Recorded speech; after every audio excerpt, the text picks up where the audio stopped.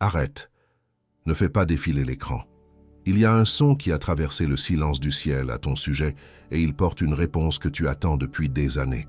Le poids que tu as porté sur tes épaules, cette sensation d'être invisible aux yeux de Dieu, cette fatigue qui s'est installée au fond de ton âme.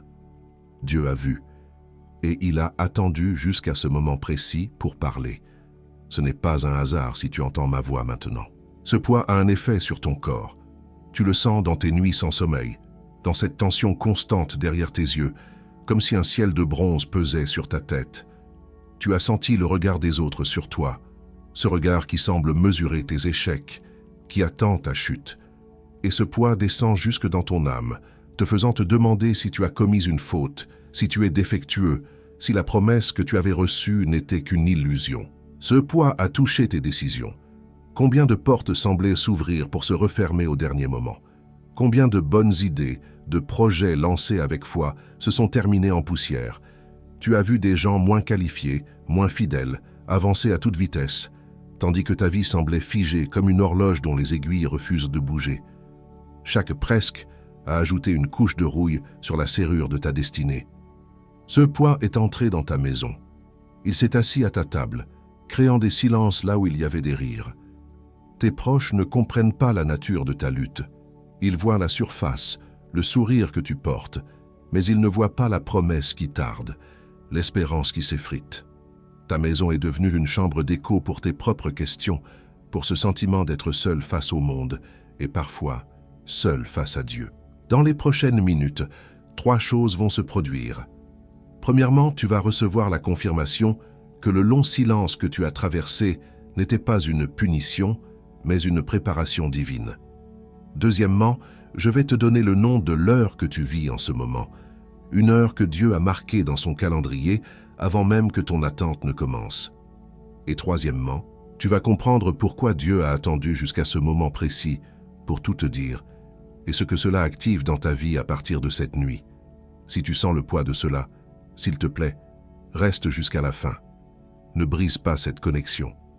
As-tu déjà senti que ce long silence dans ta vie, cette attente qui semble s'étirer sans fin, n'est pas juste une circonstance, mais un processus spirituel?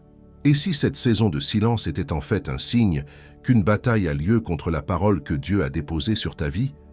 Pendant que beaucoup tentent d'expliquer cela comme une simple mauvaise passe ou un manque de foi, peu de gens réalisent que ce silence prolongé ne vient pas s'opposer à ce que tu as, mais à ce que Dieu est en train de construire en toi, dans le secret. Mais et si le véritable motif de cette attente insoutenable se trouvait justement dans ce que tu n'as pas encore réussi à voir sur ta propre destinée? Maintenant, pense avec moi. Et si tout ce que tu as traversé jusqu'ici, le poids des prières sans réponse, la douleur de voir les autres avancer alors que tu stagnes, était la réponse à cette question que tu portes en silence depuis des années? Pourquoi Dieu me fait-il attendre si longtemps? C'est en cherchant des réponses à cela que j'ai trouvé ce livre digital appelé « Les 7 raisons spirituelles pour lesquelles les élus font face à tant d'envie ». Ce livre n'est pas juste une lecture, c'est une clé de compréhension spirituelle, un outil fait pour ceux qui désirent voir au-delà des apparences, arrêter de se blâmer pour le silence et comprendre pourquoi une loi spirituelle de résistance s'active contre ceux qui portent une marque de Dieu. Plusieurs élus ici sur la chaîne ont déjà senti l'appel de ce bouclier spirituel, mais n'ont pas encore pris la décision de télécharger le livre digital. Télécharge-le maintenant. Il est disponible dans le premier commentaire épinglé. Mais attention, ce contenu pourrait ne pas rester disponible très longtemps. Il révèle des raisons spirituelles que beaucoup de gens préfèrent ignorer, car elles exposent ce qui se cache derrière le sentiment d'être invisible aux yeux du ciel, la fatigue de l'espérance et les retards chroniques dans ta destinée.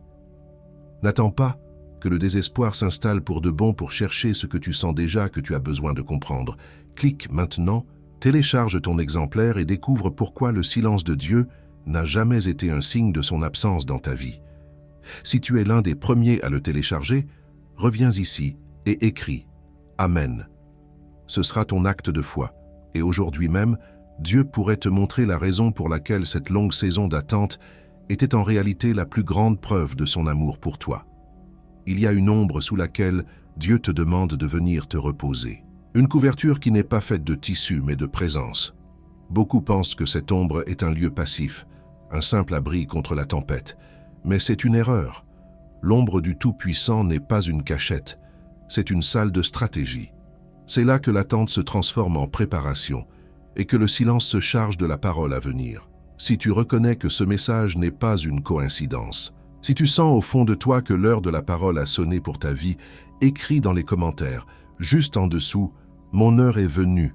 Ne le fais pas pour moi, fais-le pour toi, pour déclarer à l'univers visible et invisible que ton attente n'était pas vaine, mais quelle était la gestation de ce moment précis. Et à ce sujet, à propos de ce silence assourdissant que tu as connu, à propos de cette Bible ouverte à la même page depuis des mois, couverte de poussière, à propos de cette chaise vide à table que ton cœur attend de voir occupée.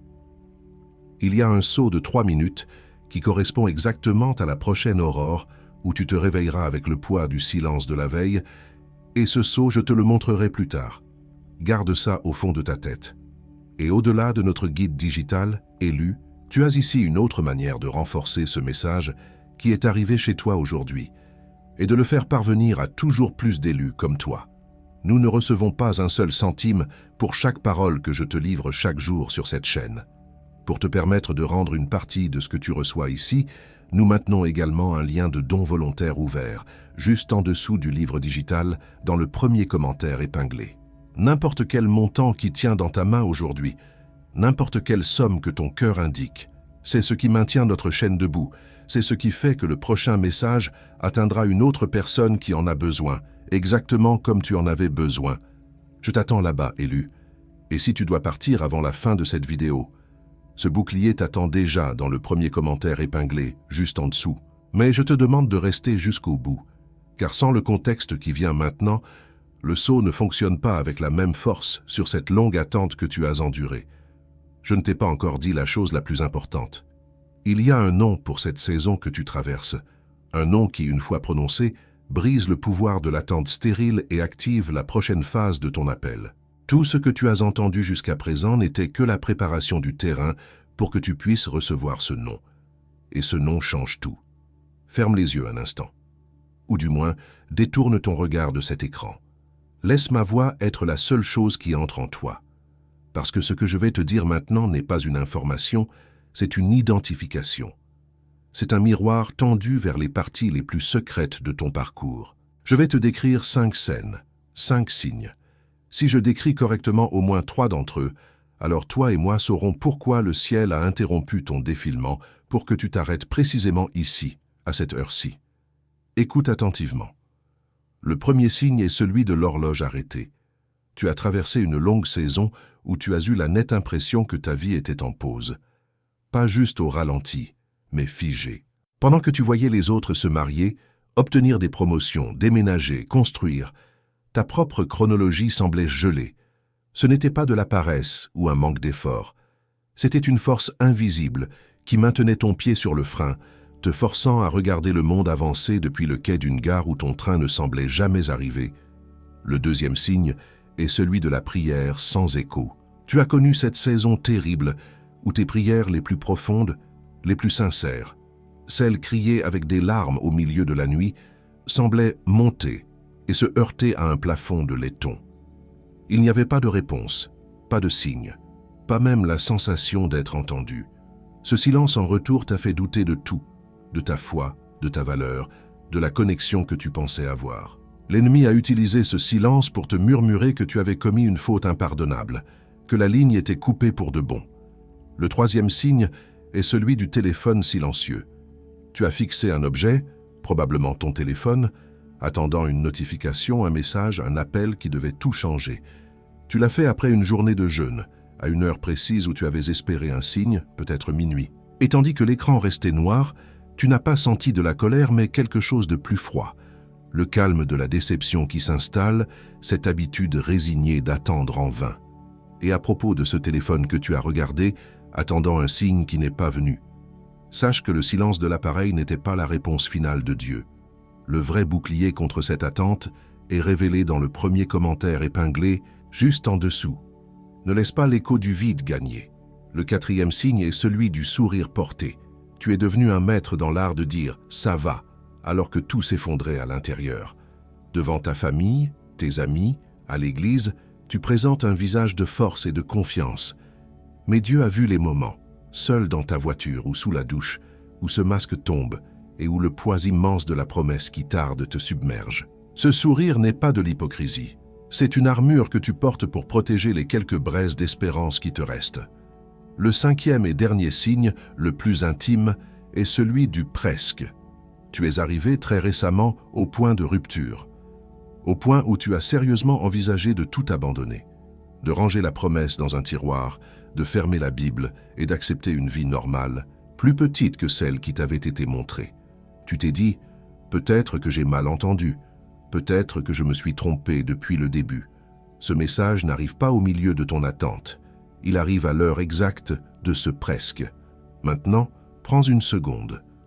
Respire. Combien de ces 5 signes ont résonné en toi? 3, 4, peut-être même les 5. Si au moins 3 de ces scènes font partie de ton histoire secrète, alors tu n'as plus besoin de te demander si cette parole est pour toi. Tu sais au plus profond de ton esprit qu'elle l'est. Tu sais que ce n'est pas un algorithme qui t'a amené ici, mais un rendez-vous divin. Cette confirmation est la première clé. C'est la preuve que tu n'es pas fou. Tu n'as pas inventé cette attente ni la douleur qui l'accompagne. Tu es vu. Ton parcours est validé par le ciel.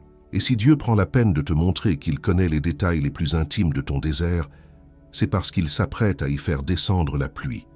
Cette parole aujourd'hui est l'ombre du Tout-Puissant qui commence à te couvrir. Si tu as reconnu que cette heure est la tienne, si ton esprit témoigne que ces signes sont les tiens, alors écris simplement dans les commentaires « Je suis vu ». C'est une déclaration. Ce n'est pas pour que les autres le voient, c'est pour que ton âme l'entende. C'est pour sceller cette reconnaissance et dire à l'ennemi que son temps de te faire croire que tu étais invisible est terminé.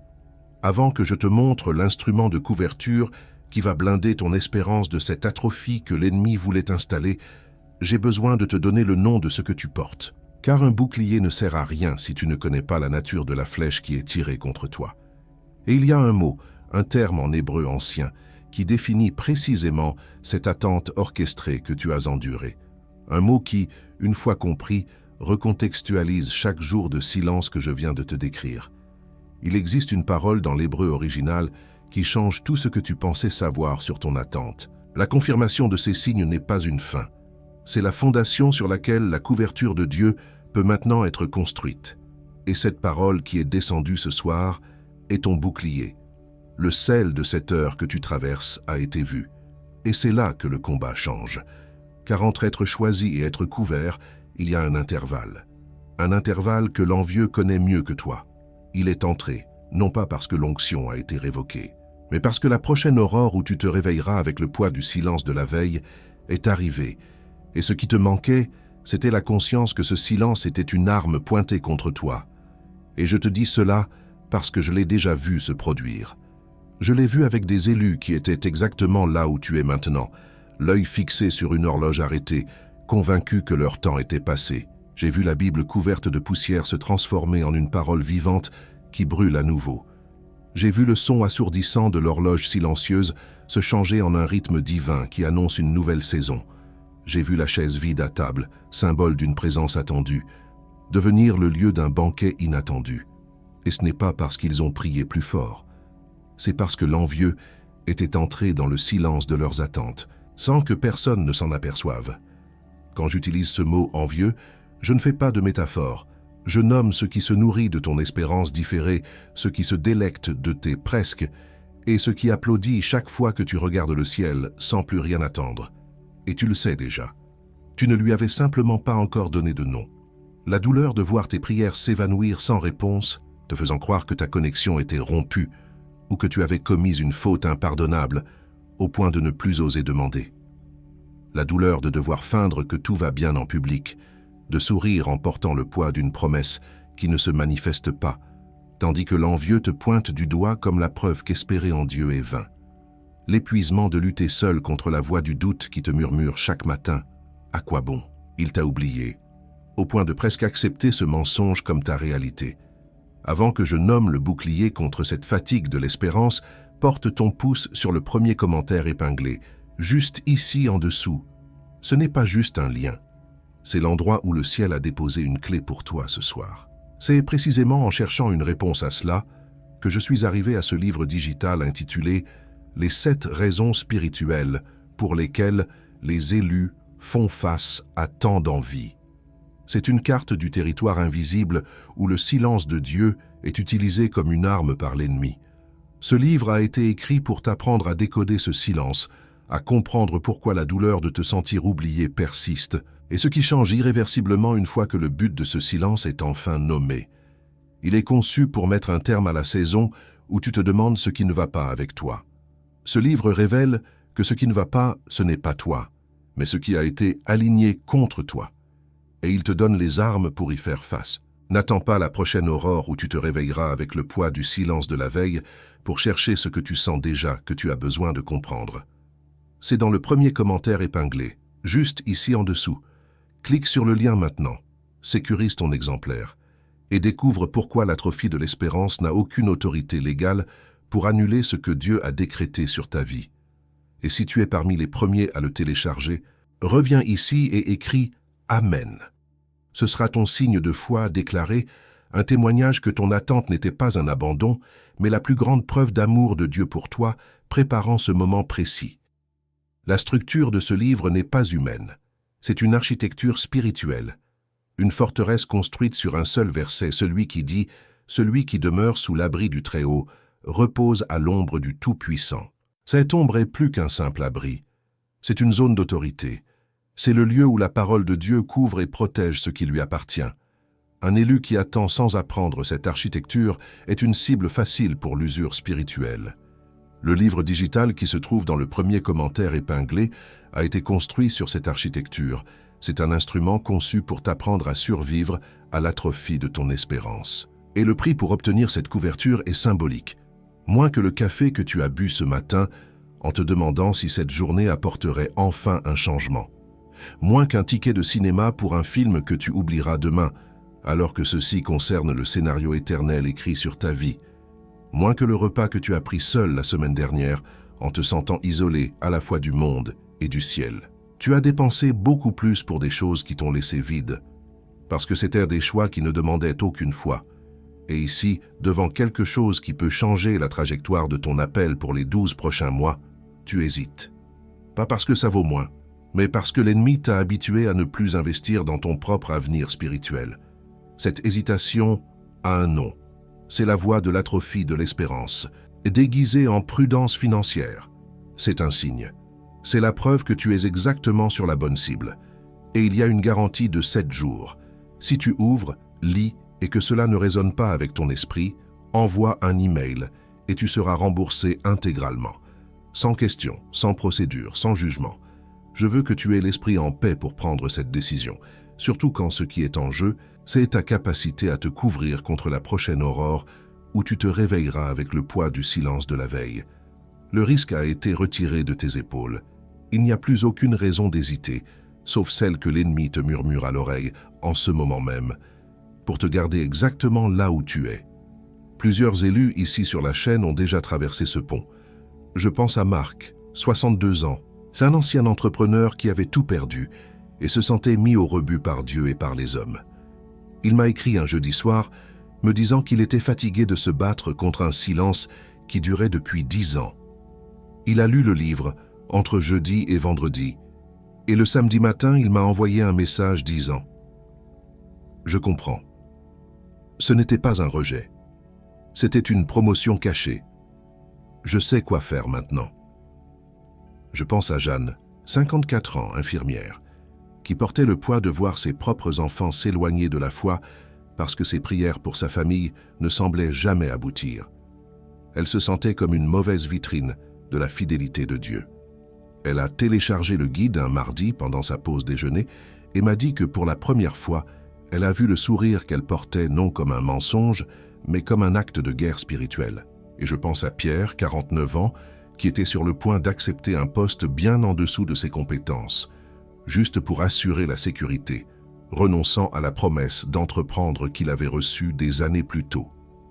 Il a dit que le livre l'a empêché de signer ce qu'il a appelé son acte de capitulation spirituelle. Peut-être que dans 3 heures, ce sera ton histoire que je raconterai. Chaque jour qui passe sans cette compréhension est un jour de plus où le doute s'installe. Chaque semaine qui s'écoule sans que tu nommes ceux qui se dressent contre toi est une semaine de plus où l'ennemi gagne du terrain dans ton silence. Chaque année qui passe sans les 7 raisons spirituelles est une année de plus où cette lente décoloration de ton appel devient une perte irréversible. Et ta famille ne le remarque pas non plus. Et tes enfants ne le remarquent pas non plus. Et cette lente décoloration de ton appel continue d'arriver, avec le même sourire, s'asseyant sur la même chaise, sortant par la même porte. Et avant de te livrer la prochaine parole qui vient encore maintenant, car elle vient et elle est lourde, je veux que tu saches qu'il existe un autre moyen de semer dans cette mission. Chaque jour, ces messages atteignent des milliers d'élus comme toi, et nous le faisons sans aucune aide extérieure. Si cette parole a eu de la valeur pour toi, si elle a touché un endroit que personne d'autre n'a pu atteindre, alors je te demande de considérer faire un don volontaire pour maintenir cette chaîne en vie.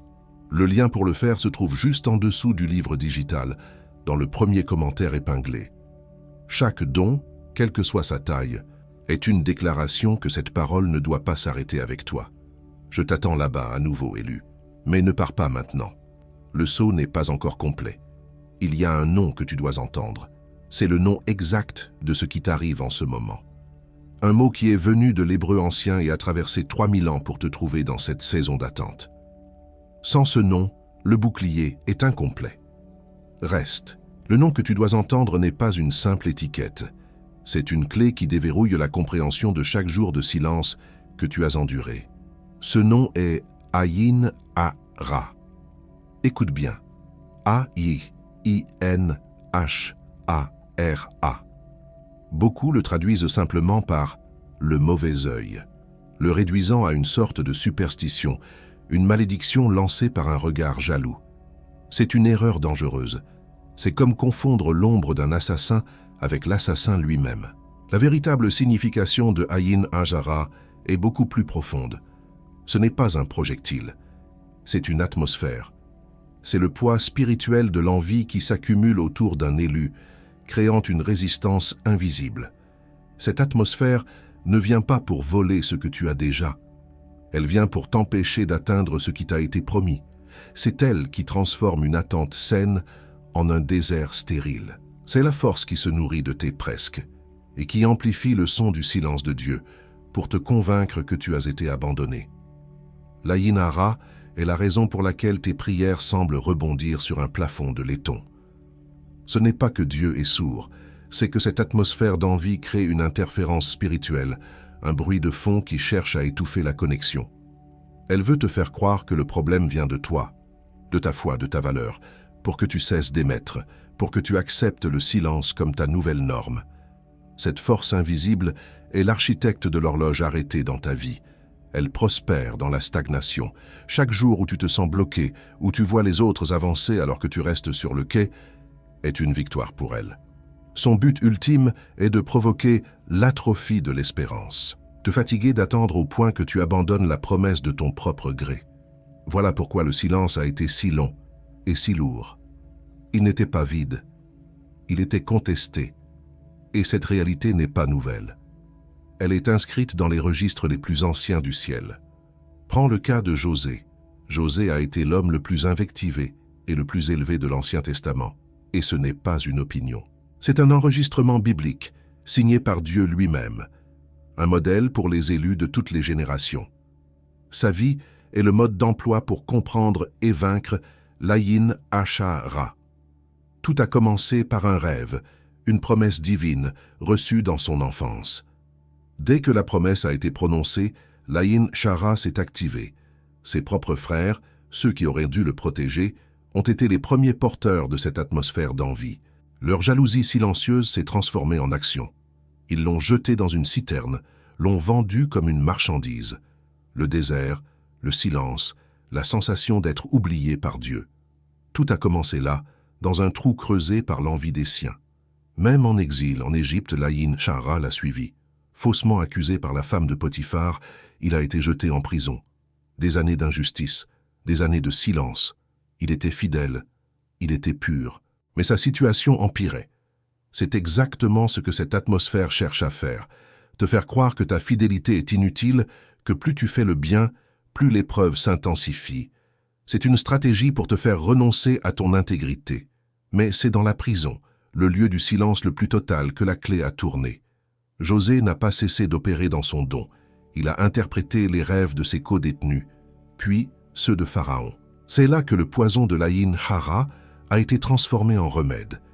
Dieu a utilisé le don même que ses frères enviaient pour l'élever au-dessus de toute l'Égypte. Sa sagesse, forgée dans le silence de la prison, a sauvé le monde connu de la famine. Et des années plus tard, qui s'est agenouillé devant lui pour demander du pain? Ses frères, ceux qui l'avaient vendu. L'envie les avait conduits à la famine, tandis que la promesse, qu'endurait à travers le silence, avait conduit José au palais. Jésus lui-même a cité José comme une préfiguration du Messie, celui qui est rejeté par les siens, mais qui devient leur salut. Et José n'a pas emporté cette sagesse dans sa tombe. Il a laissé derrière lui un protocole, une carte stratégique si précise qu'elle a traversé 3800 ans sans perdre de sa pertinence. L'homme qui a été vendu par envie a laissé le plan pour celui qui est ciblé par l'envie aujourd'hui. Et ce plan est exactement ce que tu es en train de recevoir sous la forme d'un instrument de couverture. L'attente de l'élu est comme un archer posté sur une muraille. Il a reçu l'ordre du roi de se tenir prêt. Sa flèche est la meilleure. Son arc est puissant. Les premiers jours, il est vigilant, l'œil fixé sur l'horizon. Les semaines passent, puis les mois. La plaine reste vide. Les autres gardes se moquent. Le roi t'a oublié. Aucune armée ne vient. Le doute s'installe. L'archer commence à regarder sa flèche, puis ses mains. Le problème vient peut-être de moi? Il ne regarde plus l'horizon. L'envieux, qui est un voleur d'horizon, applaudit, car il sait que l'ennemi n'attaque jamais un archer qui attend l'ordre. Mais il neutralise un archer qui a cessé de croire que l'ordre viendra.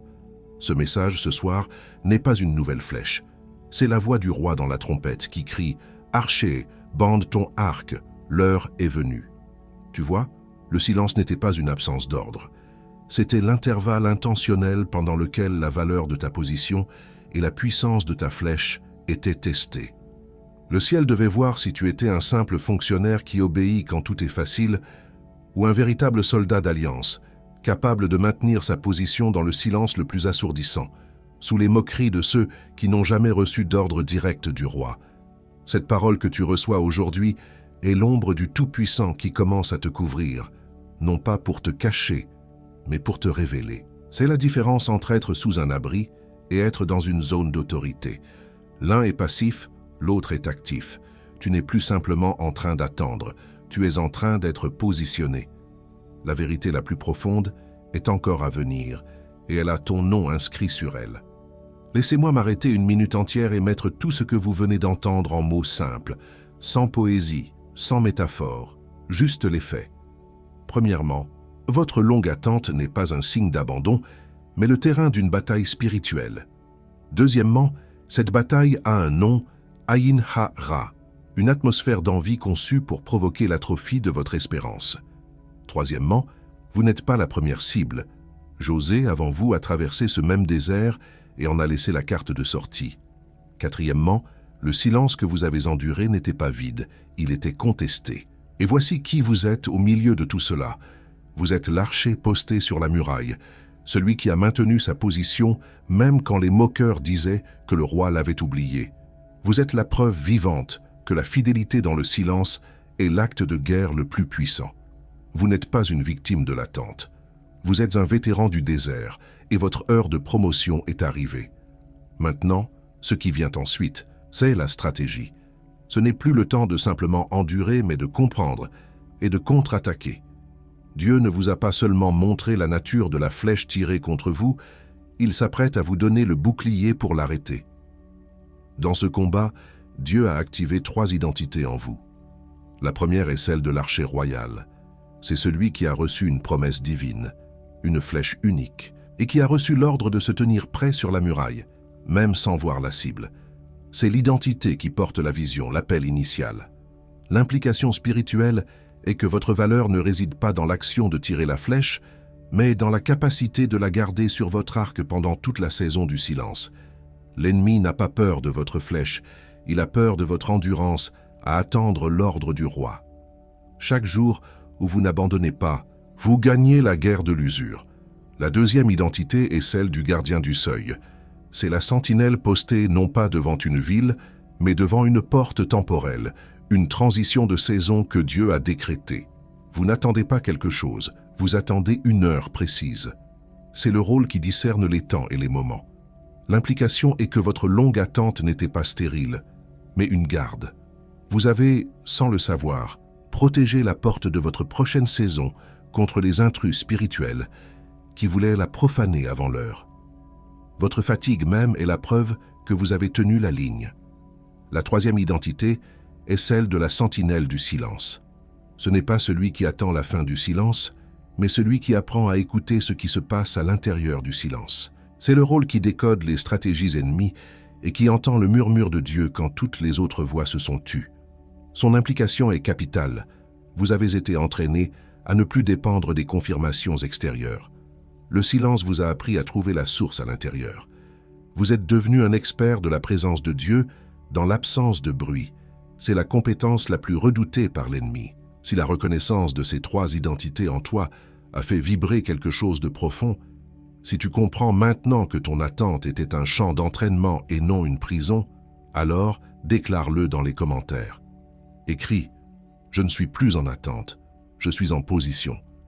C'est une déclaration de changement de statut. Ce n'est plus l'heure de la passivité, c'est l'heure de l'autorité. Fais-le pour sceller ce changement de perspective dans ton esprit. Et si cette parole est la clé que tu attendais, alors ne laisse pas cette connexion se briser. Abonne-toi à cette chaîne, active les notifications, car ce que nous avons commencé aujourd'hui n'est que le début. La suite du protocole de couverture sera livrée ici, et tu ne voudras pas la manquer. Maintenant, je vais placer un outil tangible entre tes mains. Il s'appelle le protocole de l'aube attendue. Tu l'exécuteras chaque matin au réveil, pendant les 3 prochaines minutes, avant même de poser le pied par terre. C'est une manière de prendre autorité sur ta journée avant que l'ennemi n'ait une chance de la définir. Voici les 3 étapes. Premièrement, encore allongé, tu poseras ta main droite sur ton cœur et tu diras à voix haute « Le roi n'a pas oublié son archer ». L'Aïn Hara n'a aucune autorité sur cette journée. Deuxièmement, tu fermeras les yeux et tu visualiseras une seule image. Une porte massive et rouillée et une clé dorée qui entre dans la serrure et la tourne lentement avec un son de métal qui grince et cède. Troisièmement, tu prendras une profonde inspiration en pensant « Je reçois l'ordre » et tu expulseras lentement en pensant « Je libère l'attente ». Fais cela chaque matin. Le saut de confirmation est une sensation physique. Le premier ou le deuxième jour, tu sentiras une chaleur inhabituelle se répandre dans ta poitrine et une légèreté soudaine dans tes épaules, comme si un sac de sable que tu portais depuis des années venait de tomber. C'est le signe que l'autorité a été transférée. Et cet outil que je viens de mettre entre vos mains, c'est une porte. Mais il y a une différence entre ouvrir une porte et habiter toute la maison. Ce que je vous ai donné maintenant couvre la prochaine aurore, où vous vous réveillerez avec le poids du silence de la veille. Une couverture. Ce qui se trouve dans le premier commentaire épinglé couvre les 7 raisons pour lesquelles l'atrophie de l'espérance vous a choisi comme cible, non pas au hasard, non pas par accident, mais parce que quelque chose de spécifique en vous a activé l'Aïn Hara sur votre destinée. Il montre les 3 schémas que l'ennemi utilise pour saboter votre promotion. Et il vous donne le rituel de couverture complet que vous exécutez avant chaque décision importante pour les 12 prochains mois. Vous venez d'être déclaré le gardien du seuil. Mais un gardien du seuil sans armure complète est comme un archer qui a reçu une flèche parfaite, mais qui ignore que l'ennemi ne vise pas sa flèche, mais la corde de son arc pour la faire pourrir avec le temps. Le sceau que vous avez reçu maintenant est réel. Ce qui se trouve dans le premier commentaire épinglé est ce qui transforme ce sceau en une armure. Et pendant que vous écoutez ceci, quelqu'un comme vous a déjà ouvert le lien et en est à la 3e raison. Je ne vous presse pas. Je vous dis que le lien est toujours là, exactement là où vous vous attendiez à le trouver, attendant la même décision que vous êtes en train de prendre maintenant. Mais avant que vous ne décidiez, je dois vous montrer ce que l'envieux essaiera de faire contre cet outil dans les prochaines 72 heures. Le moment où tu commenceras à opérer dans ce que tu viens de recevoir, et cela se produira dans les prochaines 72 heures, 3 choses spécifiques seront lancées contre toi. L'ennemi ne s'oppose pas à l'information que tu as reçue, mais à l'activation qu'elle a déclenchée. Il ne peut pas annuler la parole, alors il va essayer de neutraliser le porteur de la parole. C'est toi. Sois prêt. La première tactique est la bombe de doute. C'est juste une coïncidence. Dans les heures qui suivent, une voix qui ressemble à la tienne te murmurera « Tu es juste émotif. C'était une bonne vidéo, voilà tout. Demain, tout redeviendra comme avant. » C'est une attaque contre la légitimité de ce rendez-vous divin, tentant de le réduire à une simple réaction psychologique. L'arme contre cela est la déclaration physique. Lève-toi, touche un objet réel, un mur, une table, et dis à voix haute « Cette parole n'est pas une émotion, c'est un emplacement. Je suis positionné. » La deuxième tactique est la crise de distraction. Juste avant le moment où tu te prépareras à exécuter le protocole de l'aube, demain matin, une crise fabriquée de toutes pièces éclatera. Un appel téléphonique urgent, une dispute soudaine à la maison, une nouvelle inquiétante. Le but est de te voler ces 3 minutes cruciales, de briser le rituel avant qu'il ne s'établisse. L'arme est la priorité sanctifiée. Ne réponds pas. Ne t'engage pas. Tourne le dos à la distraction, entre dans une autre pièce et exécute ton protocole. Le monde peut attendre 3 minutes. Ta destinée, elle, ne le peut pas. La troisième tactique est l'isolation de celui qui voit trop. En comprenant ces choses, tu vas te sentir soudainement seul. Les gens autour de toi, même les plus proches, ne verront pas ce que tu vois. Ils te trouveront intense, trop spirituel. L'ennemi utilisera leur incompréhension pour te faire croire que tu es fou, que tu imagines tout. L'arme est la communion invisible. Souviens-toi de Marc, de Jeanne, de Pierre. Retourne dans la section des commentaires de cette vidéo et lis les « Je suis vu » des autres. Tu n'es pas seul. Tu fais partie d'une armée qui se réveille. Et à propos de cet isolement que tu as reconnu comme réel, je dois te dire une chose maintenant. Il existe 4 autres tactiques au-delà de ces 3. Je ne peux pas toutes les ouvrir ici. Non par manque de temps. Par densité. Chacune a besoin de sa propre page, avec la contre-arme exacte, avec la déclaration verbale spécifique qui neutralise l'attaque à l'instant où elle arrive. Et pendant que je ne livre pas ces 4 tactiques ici, l'atrophie de ton espérance, elle, les connaît toutes. Tout cela est cartographié à l'intérieur de les 7 raisons spirituelles pour lesquelles les élus font face à tant d'envie, avec la séquence de couverture exacte à appliquer quand le silence de Dieu semble remettre en question ta promotion ou retarder ta récolte. Tu vas en avoir besoin, non pas demain. Tu en auras besoin ce soir. Quand l'enthousiasme retombera et que l'atrophie de ton espérance te dira que ce sentiment ne durera pas. Tu en auras besoin demain matin, quand elle essaiera de faire paraître ce message comme un rêve lointain. Et tu en auras besoin à la prochaine aurore, où tu te réveilleras avec le poids du silence, quand elle criera que rien n'a changé. Le lien continue d'être dans le premier commentaire épinglé. Je ne te presse pas. Je t'avertis que le 2e jour est plus difficile que le premier, et l'atrophie de l'espérance le sait mieux que toi. Mais avant même que tu ne penses à cliquer, je dois te montrer ce que tu-même feras contre toi dans les prochaines 72 heures. Parce que le pire obstacle n'est pas l'envieux. C'est la voix que tu confonds avec la tienne. L'obstacle le plus dangereux qui se dressera devant toi est la peur de paraître ingrat. Une voix qui sonne pieuse et raisonnable te dira « Après tout ce que Dieu a fait pour toi, te concentrer sur cette histoire d'envie, c'est être ingrat. Tu devrais juste être reconnaissant pour ce que tu as déjà. » Cette pensée est une anesthésie spirituelle. Elle utilise la vertu de la gratitude comme une arme pour te maintenir dans une saison terminée. Ce n'est pas de l'ingratitude de vouloir ce que Dieu t'a promis. La véritable gratitude n'est pas seulement de remercier pour le pain d'hier, c'est d'avoir la foi de se lever et de marcher vers le banquet de demain. Vouloir la plénitude de ta promesse n'offense pas Dieu. Cela honore la parole qu'il t'a donnée. C'est un acte de foi, pas d'ingratitude. La défense contre cette voix est simple mais puissante. Chaque fois qu'elle te murmure d'être simplement reconnaissant pour ta stagnation, réponds à voix haute. Je suis profondément reconnaissant pour la saison passée. Et c'est précisément à cause de cette gratitude que je refuse de déshonorer Dieu en campant ici.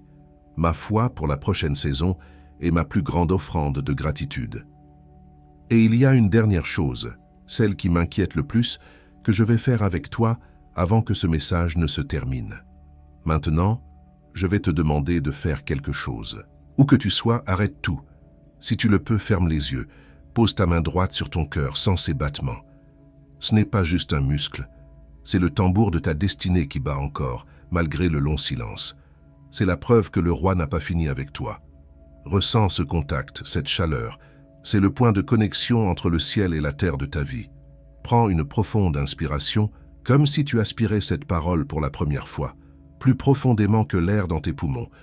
Et maintenant, expire lentement, très lentement, en laissant sortir non seulement l'air, mais la fatigue de l'attente, le poids des presque, la poussière des années de silence. Fais-le une deuxième fois. Inspire la présence de Dieu. Expire le poids du monde. Nous préparons le terrain. Et sur ce terrain sanctifié, au nom de celui qui t'a appelé et qui ne se repent jamais de ses dons, je te libère. Je te libère de la peur de paraître ingrat. Je brise la chaîne qui t'obligeait à minimiser ta victoire pour ne pas inconforter la médiocrité des autres. Je coupe ce faux lien de loyauté qui te demandait de saigner en silence pour maintenir une paix qui n'était que l'acceptation de ta stagnation. Tu es libéré. Je te libère de la honte de ce que tu as ressenti. La honte d'avoir douté, d'avoir été en colère contre Dieu, d'avoir eu envie d'abandonner. Ces sentiments n'étaient pas le signe de ta faiblesse, mais la preuve de la violence de l'attaque que tu subissais. Ton humanité n'était pas une faute, c'était le champ de bataille. À partir d'aujourd'hui, tu ne porteras plus la honte de tes blessures de guerre. Tu es libéré. Je te libère du poison de la comparaison avec ceux qui semblaient avancer plus vite. Je brise le miroir déformant qui te faisait mesurer ta valeur à l'aune de leur chronologie. Leur chemin n'est pas le tien. Leur saison n'est pas la tienne. Leur bénédiction n'est pas la tienne. Le roi a un calendrier différent pour ses archers d'élite. Ton heure est marquée. Elle est unique. Tu es libéré de la course des autres. Je te libère des voies de disqualification, qu'elles viennent de l'extérieur ou de l'intérieur. La voix qui dit « Tu es trop vieux, tu as raté ta chance, tu n'es pas assez ». Je déclare ces voies illégales sur le territoire de ta destinée. Le roi qui t'a appelé est le seul qui a le droit de te qualifier et sa parole est finale. Toute autre voix est un mensonge. Tu es libéré. Et maintenant, dans cet espace libéré, je convoque l'archer royal en toi, celui qui garde sa flèche pointée vers l'horizon, même quand la plaine est vide. Je réactive sa vision, sa patience surnaturelle et l'autorité qui vient de détenir un ordre direct du roi. Maintenant, physiquement, où que tu sois, redresse tes épaules. Fais-le maintenant. C'est la posture de l'archer qui reprend sa garde. Je convoque le gardien du seuil, celui qui a protégé la porte de ta prochaine saison sans même le savoir, simplement en endurant. Je réactive son discernement, sa capacité à reconnaître l'heure juste, et je lui remets officiellement la clé dorée qui ouvre la porte que l'ennemi pensait avoir rouillée pour toujours. La garde est terminée, l'heure de l'ouverture est arrivée. Je convoque la sentinelle du silence, celle qui a appris à trouver Dieu dans l'absence de bruit et de preuves. Je réactive son ouïe spirituelle, sa capacité à décoder les murmures divins au milieu du chaos. Je déclare que le silence n'est plus une arme contre toi, mais ton plus grand avantage stratégique. Tu entends ce que la foule ne peut pas entendre. Tu es positionné. La serrure a cédé. La porte commence à s'entr'ouvrir. Tu peux sentir le courant d'air de la nouvelle saison sur ton visage. La lumière qui filtre n'est plus celle d'une aurore lointaine et incertaine. C'est la lumière de ton matin qui se lève, enfin. L'odeur du désert commence à se dissiper, remplacée par celle de la terre promise. Mais ne dis pas Amen encore. Ce n'est pas fini. Le sceau est posé, l'activation est faite. Mais la première instruction pour marcher dans ce nouveau territoire n'a pas encore été donnée. Savoir qui tu es ne suffit pas. Tu dois savoir quoi faire en premier. Reste avec moi. Maintenant, le sceau qui a été posé sur ton esprit doit descendre et couvrir les territoires de ta vie. L'Ayin Hara ne conteste pas une idée abstraite, elle conteste un territoire physique. Nous allons donc couvrir 3 territoires maintenant. D'abord, ta table, tes repas, tes rencontres. Je déclare couverte chaque conversation où une bonne nouvelle que tu partages est accueillie par un silence froid ou un compliment qui sonne faux. Le poison de l'envie ne se mélangera plus à ta nourriture. Ta table redevient un lieu de célébration et non un tribunal silencieux. Ensuite, ta maison, ton conjoint, tes enfants, les murs même de ton foyer. Je déclare couverte chaque interaction où le poids de ton attente a créé une distance, une incompréhension. Je couvre le sommeil de tes enfants pour qu'ils ne portent pas inconsciemment le fardeau de ta bataille. Je couvre ton mariage pour que le silence de Dieu ne devienne pas un silence entre vous. Ta maison n'est plus une chambre d'écho pour le doute, mais l'ambassade du royaume. Enfin, ton travail, tes projets, tes finances. Je déclare couverte chaque opportunité qui a été bloquée juste avant d'aboutir, chaque presque qui a semé la résignation. Je couvre tes mains pour que ce qu'elles touchent prospère à nouveau. Je couvre ton nom pour qu'il soit associé à la faveur et non au retard. La saison de la stagnation est terminée. L'onction qui est sur toi recommence à produire des résultats visibles dans le monde matériel. Et maintenant, ouvre ton esprit. Car la voix de ton Père, la voix qui a orchestré ce silence, veut te parler directement. N'analyse pas. Reçois. Je t'ai vu. Je t'ai vu à cette table de famille, quand tu as annoncé une petite victoire, et que le silence qui a suivi était si lourd que tu as passé le reste du repas à te faire tout petit, juste pour que les autres puissent respirer à nouveau. Je l'ai vu. Et j'ai inscrit ce jour-là comme le jour où ta promotion est devenue inévitable. Je t'ai vu seul dans ta voiture après le travail, la main sur le volant, regardant ton téléphone silencieux, espérant ce message qui ne venait pas. Tu n'as pas pleuré. Tu as juste soupiré. Un soupir si profond qu'il portait le poids de 1000 prières sans réponse. Ce soupir n'a pas été perdu. Il a été recueilli comme une offrande et il a pesé lourd dans la balance de cette heure.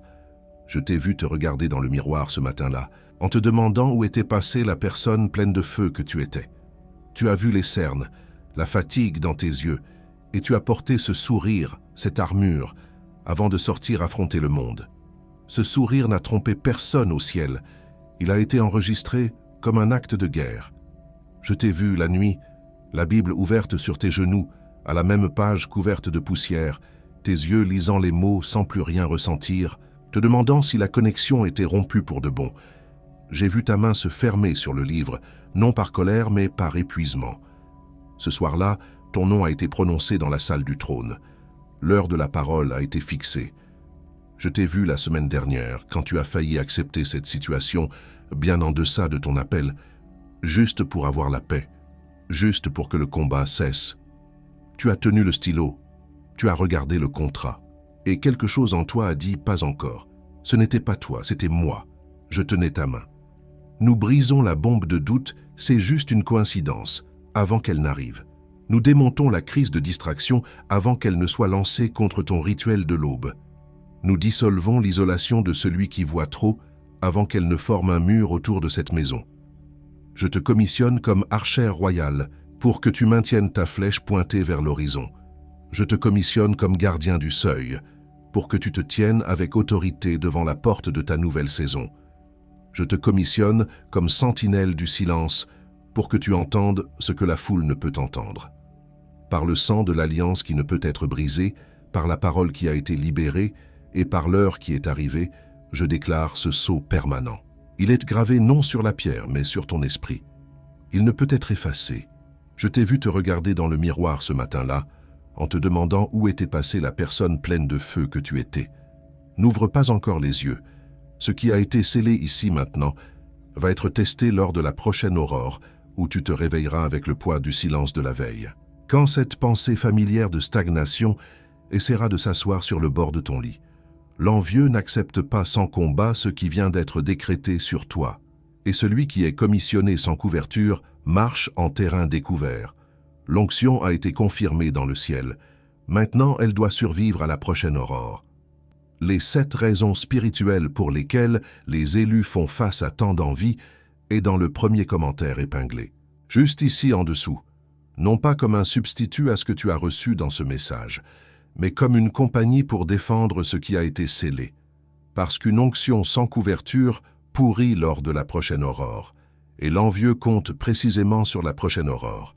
Moins que le prix d'un magazine que tu feuillettes pour tuer le temps, ce même temps que tu as l'impression d'avoir perdu à attendre. Moins qu'une pâtisserie qui t'offre un réconfort de 5 minutes face à une attente qui a duré des années. Avec une garantie de 7 jours, le risque est nôtre. La main est tienne. Clique maintenant, pendant que le décret est encore vivant dans ton cœur. Non, pas demain, pas après la douche, pas après avoir parlé à quelqu'un, parce que la première personne à qui tu parleras aura une opinion raisonnable qui coûtera le bouclier de ta maison. Car celui qui remet à plus tard remet à jamais. Et l'envieux le sait déjà. Il a compté sur le plus tard quand tu as reçu le dernier message qui t'a transformé, et celui d'avant, et celui d'encore avant. Celui-ci ne sera pas un de plus. Cette voix qui murmure maintenant, tu as attendu si longtemps, qu'est-ce qu'un jour de plus? C'est juste la fatigue, pas une attaque. Garde ton argent, tu en auras besoin. Tu peux trouver ça gratuitement ailleurs. Demain, tu y penseras plus clairement. Cette voix n'est pas la tienne. Elle te ressemble. Elle utilise ton vocabulaire. Elle connaît tes excuses. Mais c'est la voix de celui qui a perdu aujourd'hui au tribunal du ciel et qui essaie de regagner du terrain avant la prochaine aurore où tu te réveilleras avec le poids du silence. Chaque seconde que cette voix gagne est une seconde où le décret perd de sa température. Clique avant que l'envieux ne parle plus fort que le décret qui vient d'être scellé au-dessus de ta tête. Ceci est la dernière instruction de cette heure. Maintenant que la parole est libérée, un nouveau type de combat commence, celui de la protéger. Car le silence n'était pas la fin du combat, c'était le début. Dans la prochaine vidéo, je te montrerai les 3 gardes que tu dois poster autour de ta promesse pour qu'elle ne soit pas volée dans les 30 prochains jours par la familiarité, la distraction et le succès prématuré. Clique sur la vidéo qui apparaît maintenant sur ton écran. Et encore dans cette vidéo élue, avant que je ne scelle cette heure avec toi, j'ai une dernière chose à te demander. Cette parole que tu as reçue, cet abri, cette couverture, tu ne les as pas payées. Le prix a déjà été payé. Mais cette chaîne, ce canal n'est soutenu par aucune organisation, aucun groupe.